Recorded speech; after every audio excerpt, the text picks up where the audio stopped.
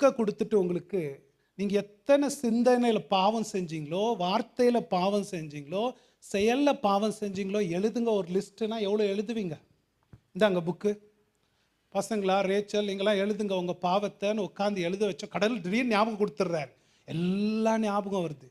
எழுதுறோன்னு வச்சுக்கோங்க. எல்லா பாவமும், எவ்வளோ பொய் சொன்னோம், அப்பா அம்மா எவ்வளோ திட்டினோம், மனசில் எவ்வளோ திட்டினோம், மனசில் எவ்வளோலாம் ஆசைகளை அசிங்கத்தெல்லாம் நினச்சோம், எல்லாம் எழுதணும். இந்த புக்கு முடிஞ்சிச்சு, இந்த புக்கு முடிஞ்சிச்சு, இந்த புக்கு யோவான் சொல்கிற மாதிரி அந்த புக்குங்க வைக்கிறதுக்கு இந்த உலகத்தில் இடம் இருக்காது. நம்ம பாவங்கள் காண்டி தெரிஞ்சுன எத்தனை பாவங்கள் அதெல்லாம் நமக்கு முன்னாடி வந்து நிற்குமே. நியாய தீர்ப்பில், நியாயப்பிரமாணத்துக்கு சிந்தைனாலையும் வார்த்தைனாலையும் செஞ்ச பாவங்கள் எவ்வளோ பெரிய சத்துருங்க. ஆனால் அந்த தேவாதி தேவன் என்ன பண்ணாராம்? கொலோசியர் 2:14 போட்டிருக்கு, நமக்கு விரோதமாயும் கட்டளை